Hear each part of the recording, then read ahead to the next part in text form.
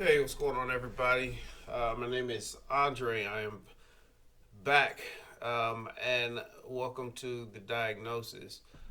Um, I really just wanted to touch bases with everybody and see how you guys are doing with this whole stay at home order and lockdown. Me, myself, first week or so, this COVID thing, I was kind of staying at home uh, just on GP because of what was going on. Not necessarily forced to, and now that it's kind of stay at home order, I'm having a really rough go. But today I did get out and do a workout and get going, and I'll tell you a little bit about that. I usually go to the gym on my off days. Um, and now that that's taken away, it's just kind of opened my eyes to let me know that you need other coping skills. Um, for one, besides working out, you need to have something else. It was more of it's definitely more mental um, way of me relieving my stress from through the week. I mean, when I say relieving stress, I mean my stress through the week. I would go to the gym, burn it out. Uh, but now that that's been closed off, what do I do? You know, now it's this home workout thing, and I'm the person that has a bunch of different workout DVDs, and I haven't used any of them because they're boring. Sitting at home doing a workout is boring. And I've been doing something. What I'm saying, the reason I'm telling you this is this: you have to make an attempt to deal with your fear and your anxiety during this COVID-19 lockdown sort of scenario or stay at home order. Um, First and foremost, there's a lot of fear behind the unknown, not knowing what's to come. A lot of us are control freaks and we don't know it. We want to control everything. We want to control the future. No, you can't control the future, and that's okay. You'll still be safe without being able to control the future, but you should still be able to feel safe. Okay, being cautious is one thing. Don't get me wrong; it's okay to be cautious. Dark alley, sketchy people. Maybe I'll go the other way because I'm being cautious. Um, but when I begin to let fear control me, I start to develop cognitive distortions on top of that. One of the biggest being catastrophizing. I start thinking the worst possible outcome. It's not going to um, definitely affect my loved ones. I don't know that for sure. It's a possibility, but I can't live my life as if that possibility is definitely going to be true.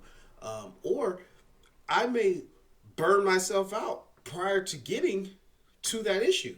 If I'm already thinking that way and then it happens, I'm burnt out before I get there. How can I be support for those loved ones, right? So this is the thing. You have to watch your anxiety during this whole COVID-19 lockdown. And I know the news will really push it. And I mean, I'm not saying don't take it serious. Take it serious. Don't get me wrong. Take it serious.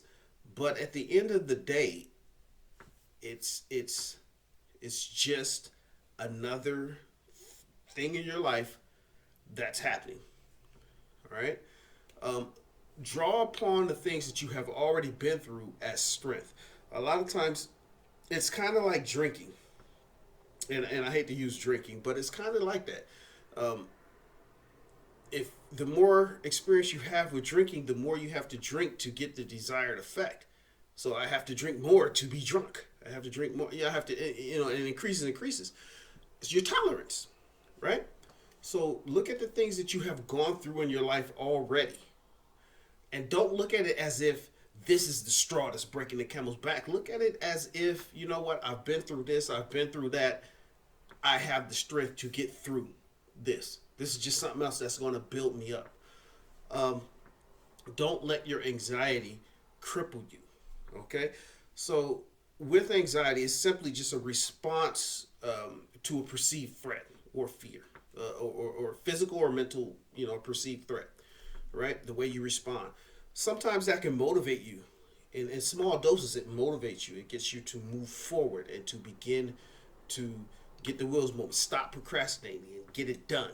Okay, but in its worst form, it's very harmful. It can stop you from functioning today. It can literally freeze you, And a lot of people put into place fight, flight, and freeze. And that was something I had to learn from somebody. That freeze happens too. So depending on how you respond to it,